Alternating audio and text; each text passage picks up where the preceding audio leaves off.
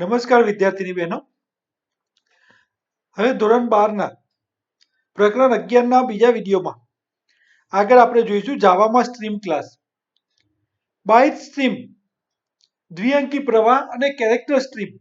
શબ્દ પ્રવાહને સમજવા માટે આપણે બાઇટ અને અક્ષરની રજૂઆત વચ્ચેનો ભેદ સમજવાનો પ્રયત્ન કરીએ. અહીંયા કોષ્ટક આપેલું છે 11.2 અક્ષર અને બાઇનરી રજૂઆત આપેલી છે. તો અક્ષર 5 અને બાઇનરી અંક 5 બંનેમાં 5ની રજૂઆત આપેલી. એની વિગતો તો 5ની આસ્કી કિંમત 53 છે, 53 છે. બાઇનરી કિંમત, બાઇનરી અંક 5ની બાઇનરી કિંમત 5 છે. બાઇનરી રજૂઆત અહીંયા આપેલી છે 00110101. જ્યારે અહીંયા બાઇનરી અંક 5ની રજૂઆત 50101 આપેલી છે.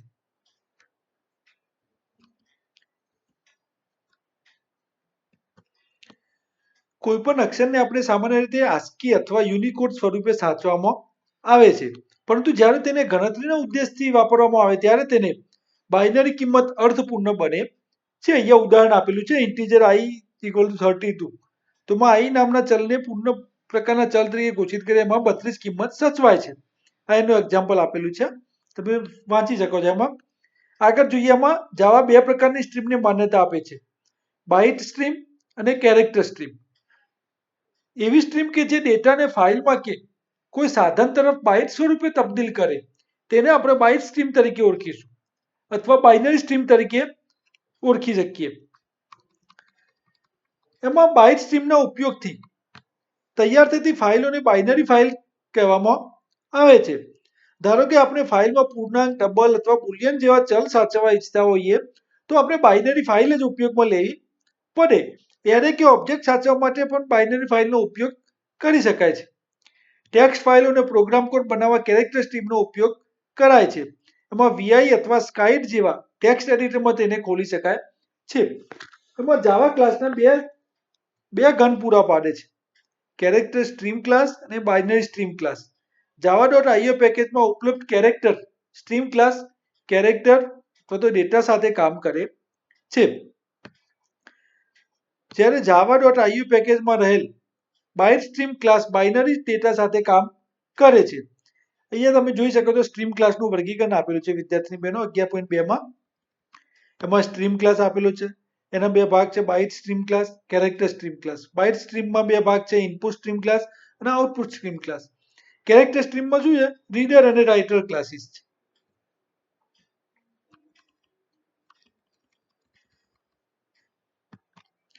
જાવા સ્ટ્રીમને ઇનપુટ સ્ટ્રીમ અને આઉટપુટ સ્ટ્રીમ નામના બે મૂળ પ્રકારમાં વર્ગીકૃત કરી શકાય. એમાં ઇનપુટ સ્ટ્રીમ ઉદ્ગમ ફાઇલ કે કીબોર્ડમાંથી ડેટા વાંચે છે, જ્યારે આઉટપુટ સ્ટ્રીમ ગંતવ્ય સ્થાન એટલે ફાઇલ આઉટપુટ સાધન પર ડેટા લખે છે. java.io પેકેજ સ્ટ્રીમ ક્લાસનો એવો સમૂહ ધરાવે છે જે ફાઇલમાં લખવાની અને વાંચવાની ક્રિયાને શક્ય બનાવે છે. એમાં પ્રોગ્રામ દ્વારા java.io પેકેજને આયાત કરવું જરૂરી બને છે. આગળ જોઈએ એમાં character stream class. Character stream class એ java.io પેકેજમાં ઉપલબ્ધ ક્લાસનો સમૂહ છે. તેને 16 બીટ યુનિકોડ અક્ષર વાંચવા અને લખવા માટે ઉપયોગમાં લઈ શકાય. કેરેક્ટર સ્ટ્રીમ ક્લાસને વળી પાછા રીડર અને રાઇટર ક્લાસ એમ બે ભાગમાં પણ વર્ગીકૃત કરી શકાય.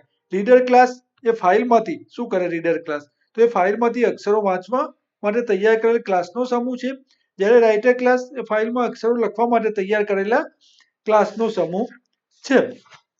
એમાં 11.3માં આપેલું છે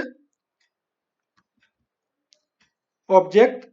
એમાં રીડર રાઇટર, આ reader input buffer stream buffer reader, રાઇટરમાં output stream writer, buffer writer, printer writer, આઉટપુટમાં અહીંયા ફાઇલ રાઇટર છે, ઇનપુટમાં અહીંયા ફાઇલ રીડર છે.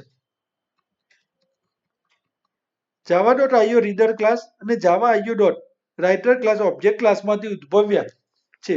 તે ઓબ્જેક્ટ એબ્સ્ટ્રેક્ટ ક્લાસ છે. એબ્સ્ટ્રેક્ટ ક્લાસ એટલે એવા ક્લાસ કે જે કોઈ ઓબ્જેક્ટ બનાવવા ઉપયોગમાં લઈ શકાતા નથી.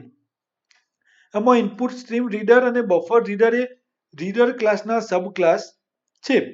File reader class input stream reader ક્લાસનો સબ ક્લાસ છે. આ ખોટો તમે પદાનુક્રમ યાદ રાખો તો આ બધું સરળ રીતે યાદ રહેશે. Output stream writer, buffer writer અને પ્રિન્ટર રાઇટર એ રાઇટર ક્લાસના સબ ક્લાસ છે. ફાઇલ રાઇટર ક્લાસ એ આઉટપુટ સ્ટ્રીમ રાઇટર ક્લાસનો પણ સબ ક્લાસ છે. એમાં આ બધી પદ્ધતિઓ અને કન્સ્ટ્રક્ટરનું વિગતવાર વર્ણન ઓનલાઈન આ વેબસાઇટ ઉપરથી મેળવી શકાય છે. એમાં રાઇટર ક્લાસ.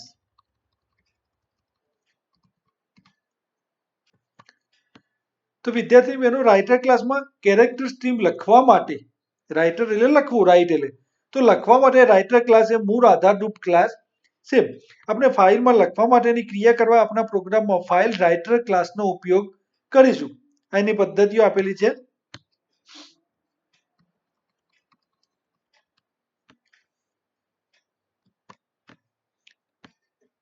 વોઇડ ક્લોઝ સ્ટ્રીમને બંધ કરે. રાઇટર સ્ટ્રીમમાં સી ના પાછળના 16 બીટ લખે. ઇન્ટીજર સી બ્રેકેટમાં છે. રાઇટ શું કરે? એસ લખે છે. તો કેટલીક પદ્ધતિઓ આપેલી છે કોષ્ટક 11.3માં. એમાં આઉટપુટ સ્ટ્રીમ રાઇટર ક્લાસને વિસ્તારે છે. તે અક્ષરોની સ્ટ્રીમને શું કરે? બાઇટની સ્ટ્રીમમાં પરિવર્તિત કરે છે. આ આઉટપુટ રાઇટરને વિસ્તારે છે. કેટલાક કન્સ્ટ્રક્ટર એમાંના અહીંયા નીચે આપેલા છે રાઇટર વાળા. એમાં કન્સ્ટ્રક્ટરમાં ફાઇલ પાથ પેરામીટર ફાઇલનું પૂરું પથ નામ છે અને ફાઇલ ઓબ્જેક્ટ એ ફાઇલ ક્લાસ ઓબ્જેક્ટ છે. એમાં રાઇટ ક્લોઝ જે પદ્ધતિ રાઇટર ક્લાસમાંથી વારસામાં મેળવાયેલ છે.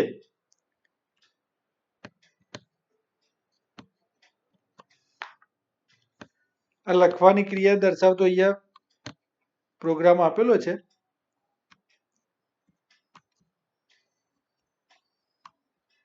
ફાઇલ ઓબ્જેક્ટનો જે આપણે આગળ જોઈ ગયા વોઇડ ક્લોઝ ટ્રાય ફાઇલ લખવાની ક્રિયા વર્ણવતો પ્રોગ્રામ આપેલો છે અહીંયા. ખુલ્લી રહેલ ફાઇલ કમ્પ્યુટર સિસ્ટમના સંસાધનો વાપરે છે.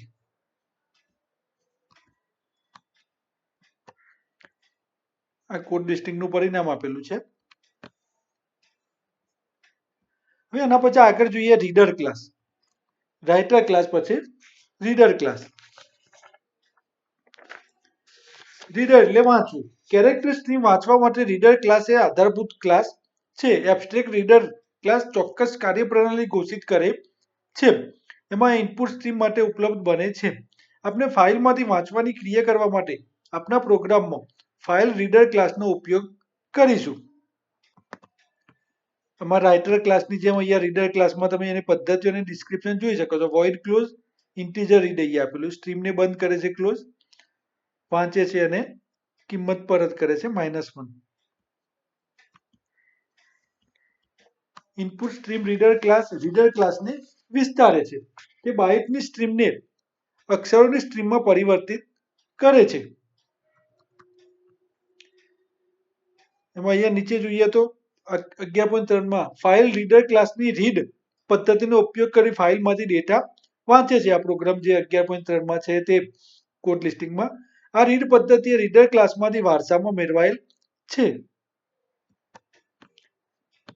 આ વાંચવાની ક્રિયા વર્ણવતો પ્રોગ્રામ છે 11.3. એનું પરિણામ આપેલું છે નીચે અહીંયા. ફાઇલનો અંત એન્ડ ઓફ ફાઇલ એટલે EOF દર્શાવવા એક ખાસ ચિહ્ન છે. ફાઇલમાં વાંચતી વખતે ફાઇલનો અંત આવી ગયો છે એવી પ્રોગ્રામને ખબર પડવી જોઈએ. જો કે પ્રોગ્રામ ઇનપુટ સ્ટ્રીમમાં વાંચે છે માટે જાવા રીડ પદ્ધતિ સ્ટ્રીમમાં ડેટાનો અંત દર્શાવવા -1 પરત કરે છે. Byte stream class.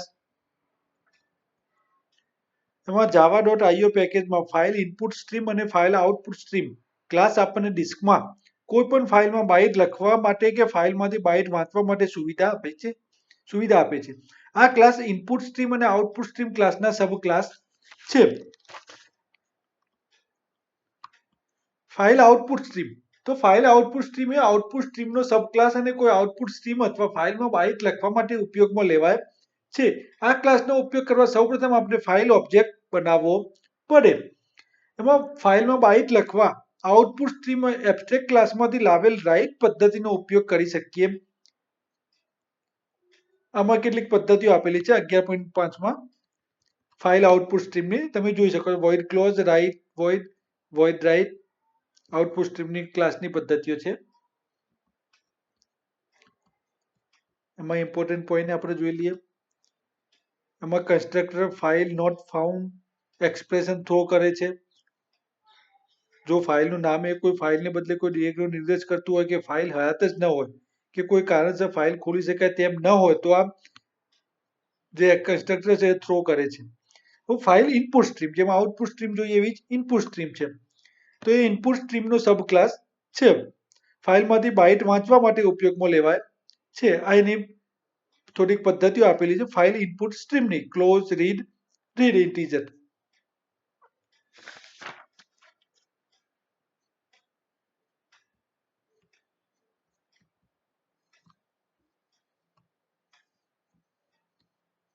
આ બાઇનરી ફાઇલમાં બાઇટ લખવા અને વાંચવા માટેનો પ્રોગ્રામ આપેલો છે.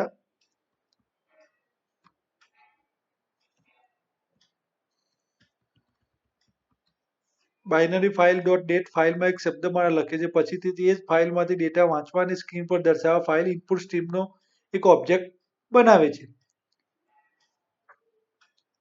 આમાં ટેક્સ્ટ ફાઇલ અને બાઇનરી ફાઇલ વચ્ચેનો તફાવત અહીંયા કોડ લિસ્ટિંગ 11.2 અને 11.4 આપેલો છે પ્રોગ્રામમાં. તમે જોઈ શકો છો વિદ્યાર્થી બહેનો. તો આ વિડીયોમાં આટલે જ સુધી. આભાર. અસ્તુ.